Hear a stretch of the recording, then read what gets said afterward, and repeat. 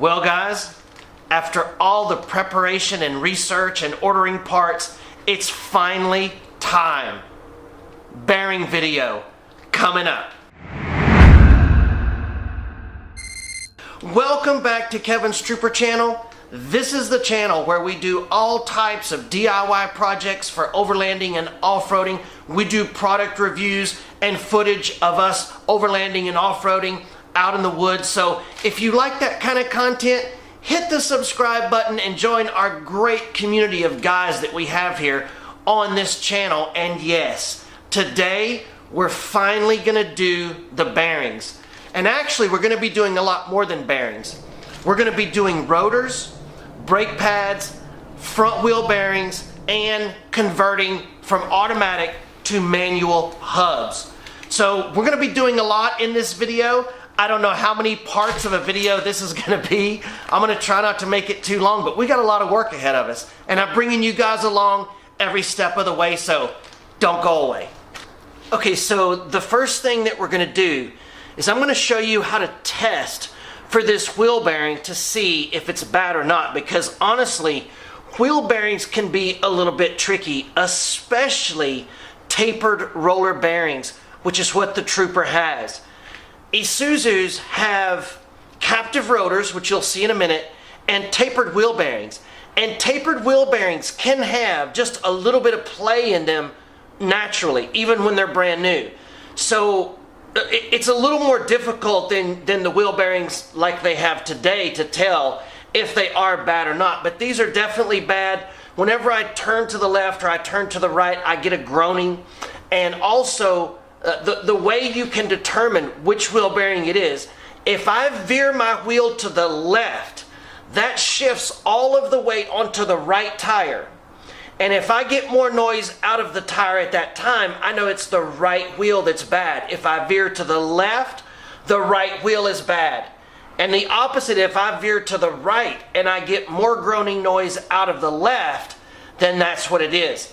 Now, by the way, it almost has to be a wheel bearing because I have new ball joints, tie rod ends, steering linkages, shock absorbers. I have new everything. And so we've pretty much narrowed it down to the wheel bearing anyway. And I didn't change all of that trying to get rid of the noise. I was going to change all of that anyway. And after I have all that changed, now I'm starting to get this wheel bearing noise. And so we're going to go ahead and put new wheel bearings in it. And I'm excited to get started. So let's do that now. All right, so see if you guys can hear this.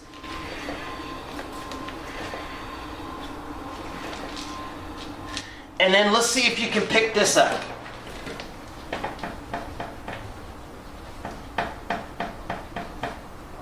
So we got quite a bit of play in there.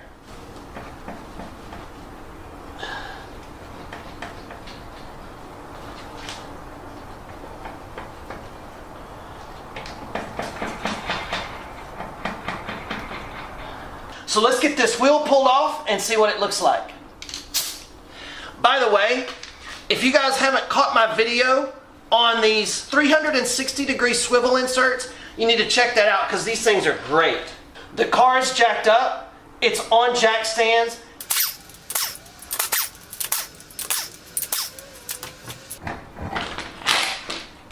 Now, if you guys will look very closely at this system, you can see this is not like a rotor that you're used to seeing. This is called captive rotor. I don't know if they didn't want you to change your rotors on your own or what, but you can see the hub and the rotor are one assembly.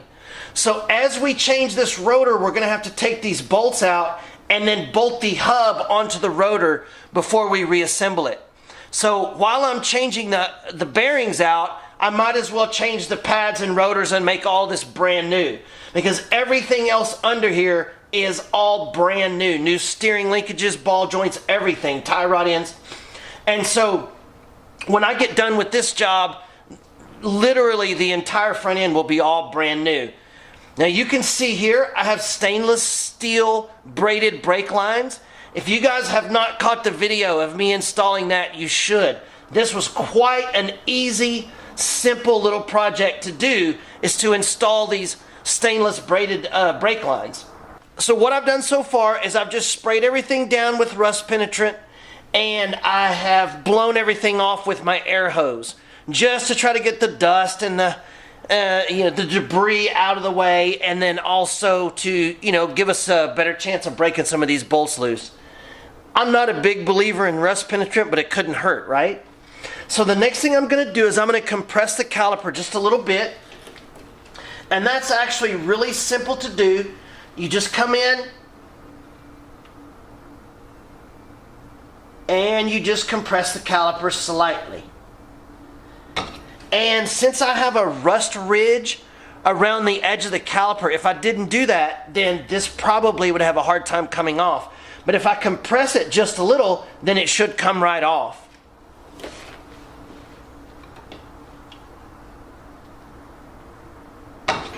And I'm not too worried about hurting the rotor. I would be a little more careful if I wasn't going to replace this rotor, but this is all going to be brand new, so if I scar up the rotor a little bit, no big deal. Alright, so let's get this caliper off of here. You may not know this, but in my day job, I'm a chiropractor. And one of the things that I see all the time, yeah, I'm going the right way. Golly, that thing's tough. One of the things that I see all the time is that mechanics will come in with damage to their hands from hitting the wrenches like this to break bolts loose. You can develop scar tissue on the inside of your hand that gives you something called mechanic's claw, and that will permanently deform your hand and make it very difficult for you to do things. And so you really want to take good care of your hands and not use your hands to break bolts loose. It's very important that you use the proper tools.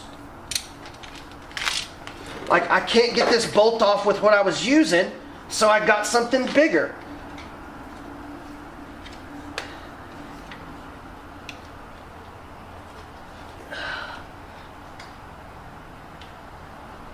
Ugh. Dang. I may have to get something even bigger. Like this.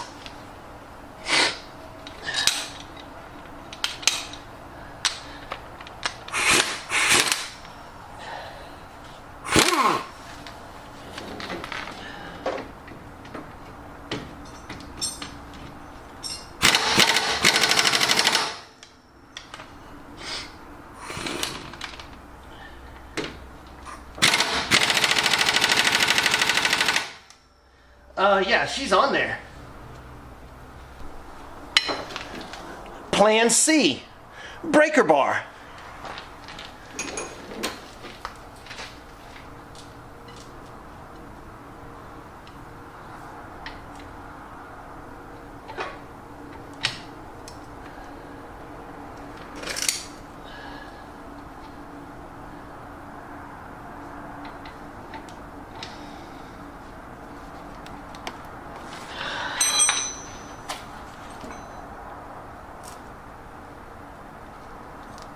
Now she went.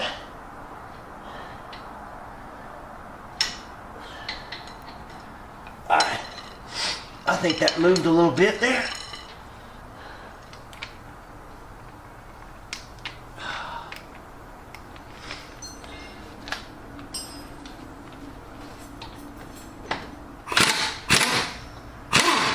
Now we got something.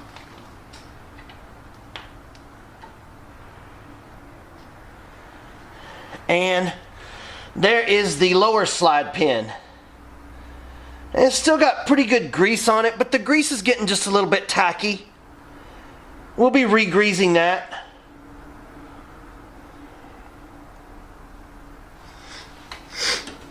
Oh, I'll tell you guys something else that I like to do. When I'm doing a big job like this, where I'm going to be taking a whole bunch of components off, as I remove those components, I put them in a line in the order that I took them off.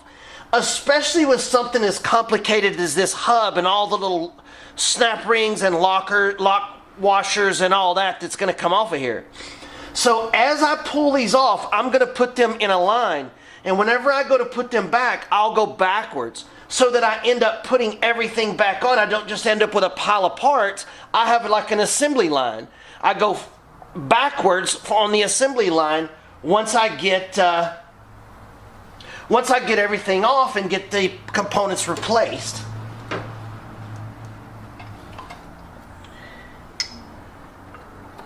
And look at that. Awesome. So I'm just going to put this slide pin back in place here. And I'm going to take my caliper hook, and without putting the brake line in a bind,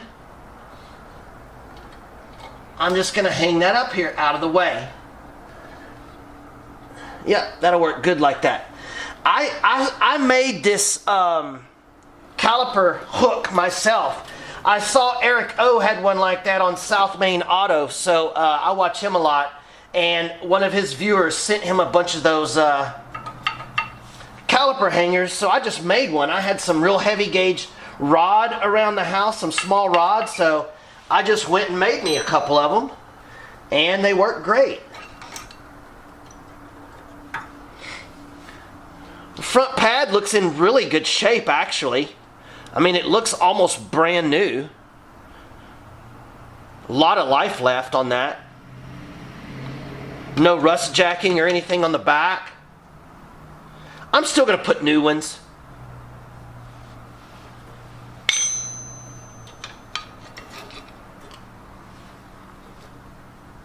Look nice and even.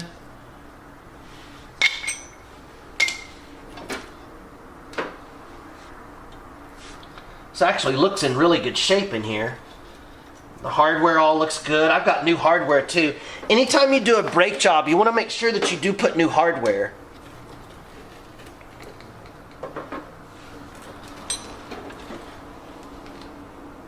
Now I'm afraid these could be a real bear to get off right here.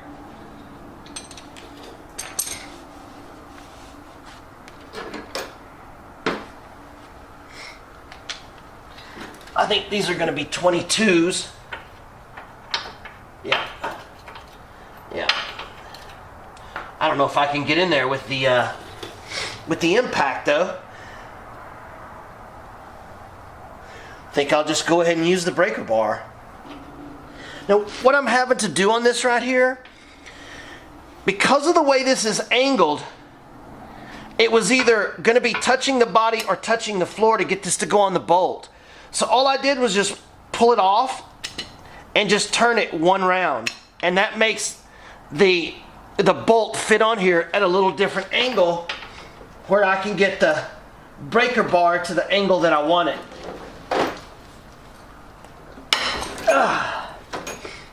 Progress. All right.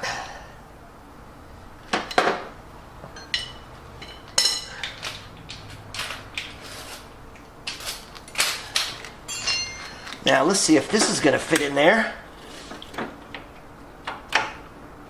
Yeah, she might go.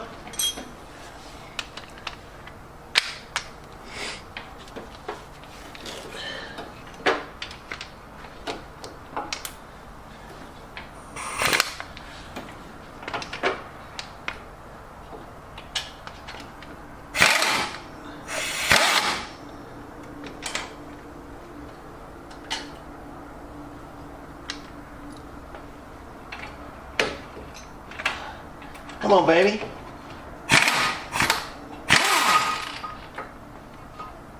And there's two. And there is my brake caliper.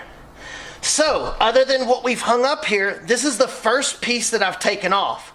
So these are going to go back into here.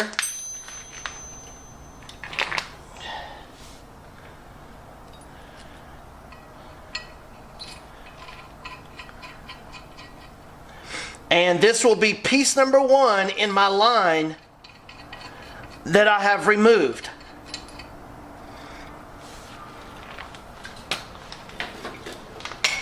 So that is going to sit right there off to the side.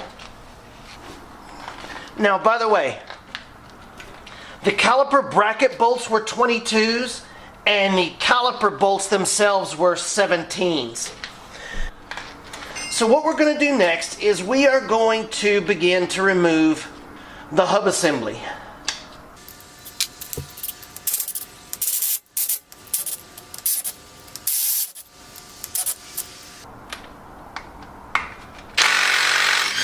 There we go.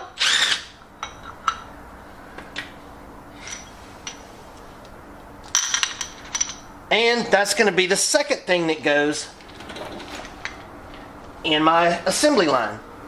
This is the first time that I've been able to rotate the bearing without rotating the drive shaft and the axles. Because now that I've taken these bolts out, I can spin the rotor free. And you can tell it sounds like it's got sand in it. One of the things that I wanted to check before I took this apart is I wanted to check what the preload was on this weight measurement. The manual says this should be around 2 pounds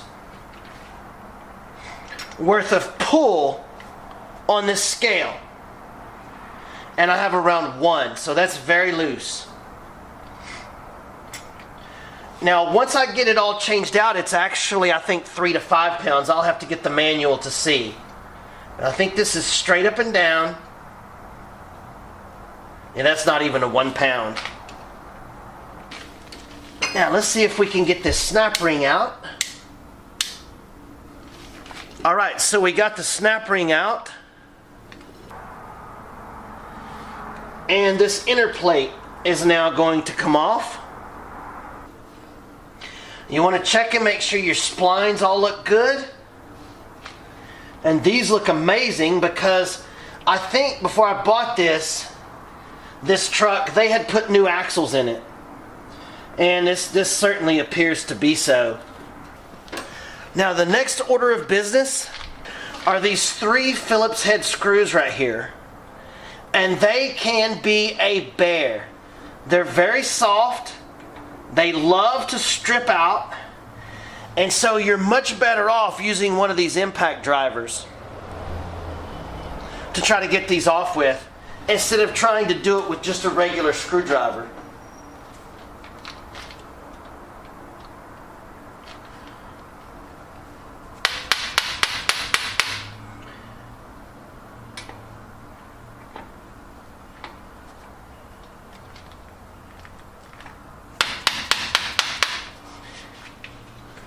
Awesome.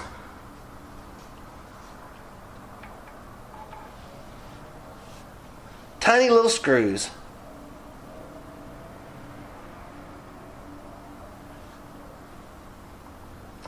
There's one.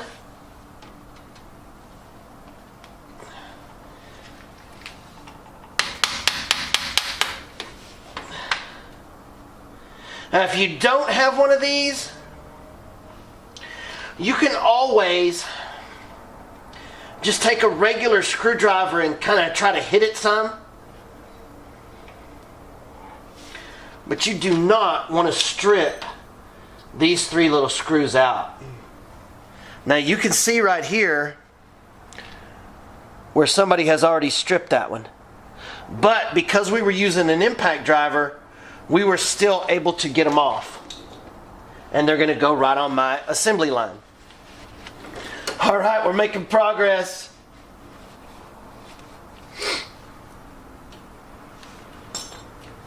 Now the next order of business is to pop this lock washer out. Now here's the other thing too. On the assembly line, as I'm laying parts down, I will lay them to where the facing the car is up, so they will go up like this. So that way I don't have to worry, well, which way does that go? Does it go, one way or the other? Automatically know which way it goes. So this will lay on my assembly line like this. And then it'll just go right back up. That's why it's important. Just take your time with stuff like this. Really study how it goes together. and then move on. We are almost, we're getting close now, guys. I'm telling you, we are close. This is as deep in this wheel as I've ever been right here. This is what the axle nut looks like on the Troopers. Now, the way that you're going to end up having to get this off is to take a screwdriver and drive, well, this one's not bad. If you'll notice these three screws where your three where your three little screws go, you don't really want to drive in there. You really want to use this opening. Now, I'm sure Isuzu a long time ago made a fancy tool that you stuck in here that had two barbs on it and you cranked it off that way, but I'm sure that's also unobtainium.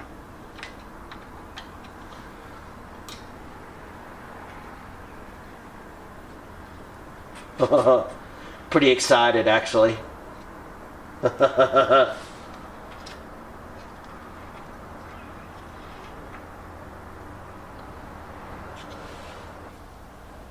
There we go.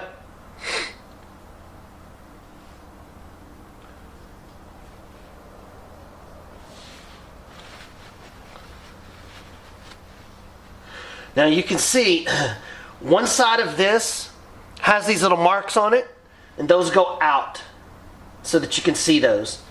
The other side does not have those, and it has this groove where the bearing has been riding. I don't know if that's a good thing or not, but it's got a groove in it. I am all the way down to pulling this thing off, I believe.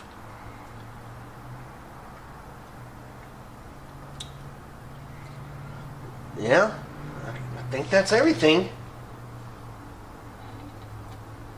Oh man, I'm excited.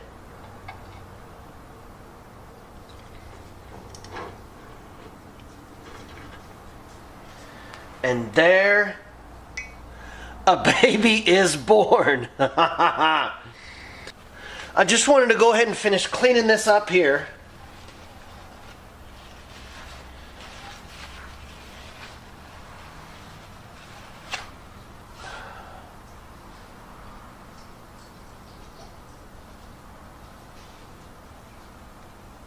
Now this surface looks great. Beautiful. Man, I'm pumped up. Now, let's go get set up on the table and we'll look at the hub assembly. Actually, guys, I'm not going to set up on the table for two reasons. Number one is that my table is kind of shifty. It's just an old fold-up table. It's not like a workbench. And it's pretty flimsy. And number two, the lighting is way better right here, and I want you guys to be able to see. Let's take a look at this outer bearing. Oh yeah, that's definitely got some wear on it. It's even got, in a couple of places, looks like some scratching and pitting. Alright. It's got lots of play in it. Wow, that feels like I could almost pop that apart if I really tried to. Y'all don't really need to watch me dig grease out of a hub. I am going to have grease all over my camera. Okay, this seal right here, I do not have a seal puller. I've started to order one, but how hard could it be to get a seal out? But maybe they made seal pullers for a reason. You know, what I'm thinking, I'm probably going to do something like this. That's what I was thinking.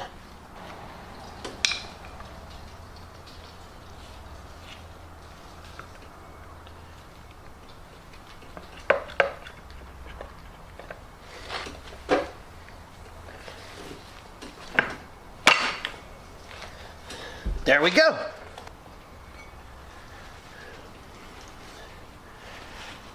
And here is our outer bearing. Or our inner bearing, excuse me. I'm going to clean this up and look at this some more, you know, later on. After we get done with the job, we'll look at this a little closer. There is a lot of wear. Can you guys see those little grooves and lines in there? A lot of play. and it feels pretty sandy in there.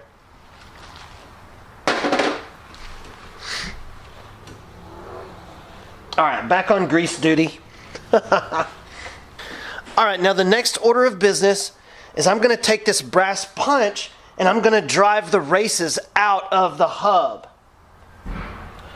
There are some little grooves in the hub designed to put your punch right up against the race and drive it out.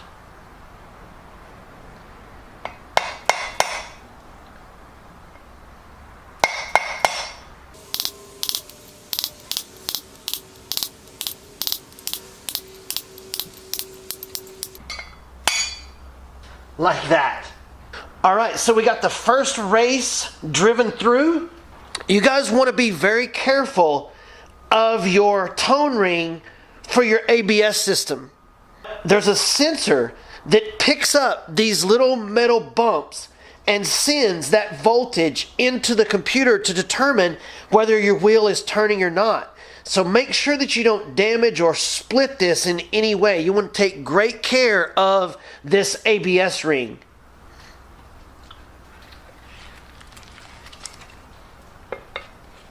So when I turn this over, I'm going to make sure that I'm not resting on that. I want to be resting on the rotor.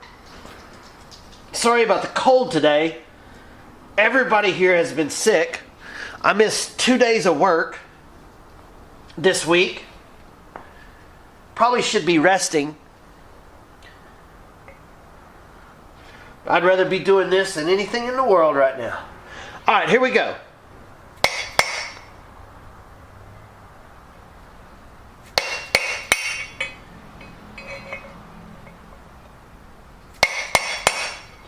Now the goal with this is you want to just try to catch the bearing race and not get into the hub surface.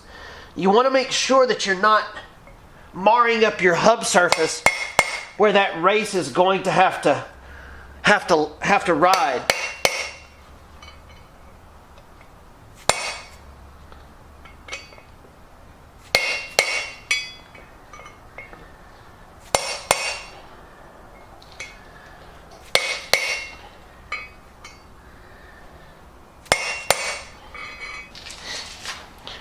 Let me switch to BFH.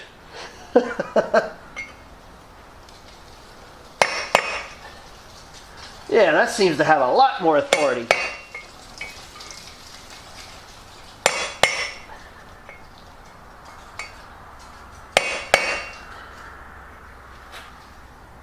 Yeah, we're moving. Didn't feel like we were moving for a second.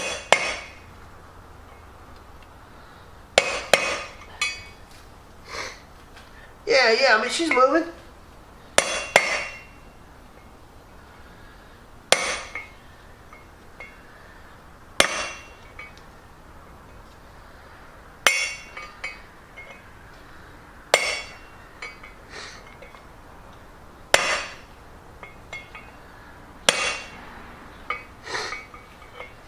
And I'm just alternating back and forth and working that race out of there.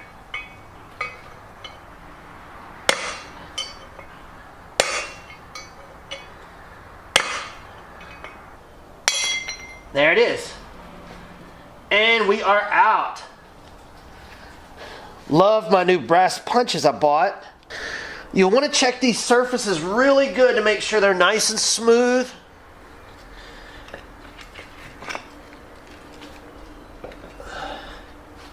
Alright, I think I can get away from the paper towels now. Go to something a little bit more substantial. It looks like that tone ring is actually bolted onto the rotor and it looks pretty dang rusty. Kind of concerned about that. Let me go ahead and hit this with a little bit of worthless rust preventative, I call it, or penetrant. That one is a little bit different size than the one that took off the hub assembly. Looks like it's one size smaller. No, it's going to be a couple of sizes smaller.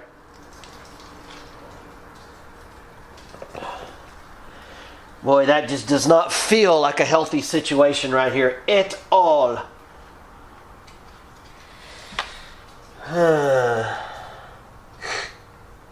Well, I guess it is what it is. I'm thinking if I use this impact, a lot of times that vibration from an impact will have more effect than a socket. So I'm going to try this and see how it works.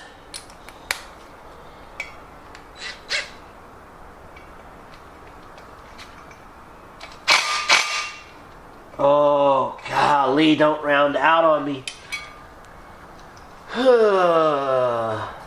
If that thing rounds out, there is no way I can get something down in there to get that out. This one doesn't even seem like it wants to go in there. Let me see if I can clean them out a little bit. You know, a lot of times with these cap head screws like this, if you clean them out a little bit, it'll make a big difference. I don't want to get that on my camera. I kind of did anyway, but oh well. Let's think about this and see what we want to do before we start jumping into this and messing things up early here. I'm thinking if I tap this a little bit.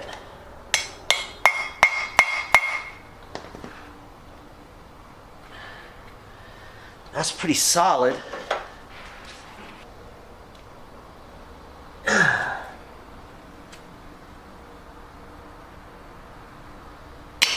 Oh yeah, we got it.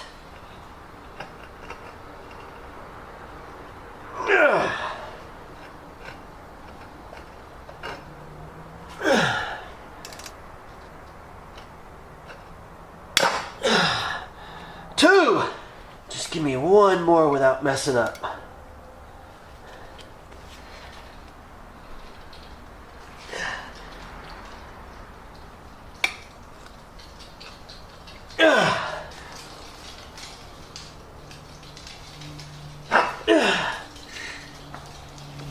Damn, come on, one more.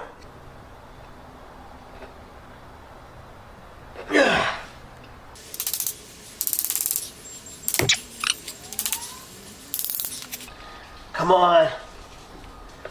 Man, it's gone smooth up until now. It just needs one more little bit to come out of there.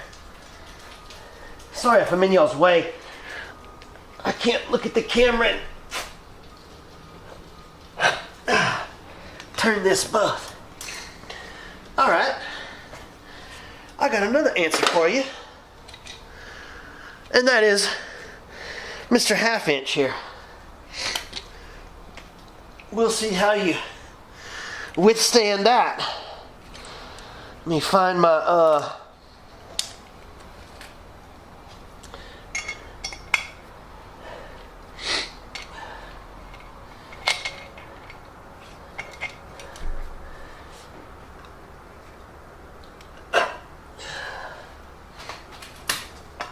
bear with me, guys. Oh, we got it. Now, keep in mind, this is to change a rotor. It's almost like they didn't want you changing your own rotors. That's a prize for me right there, ladies and gentlemen. That's what I was worried about. Or gentlemen. My stats are like 100% male subscribers. Happy with that, guys. Don't worry. It's kind of a weird feeling 17 there.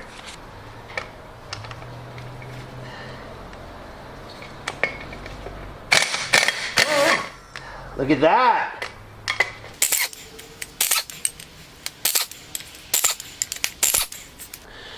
Victory.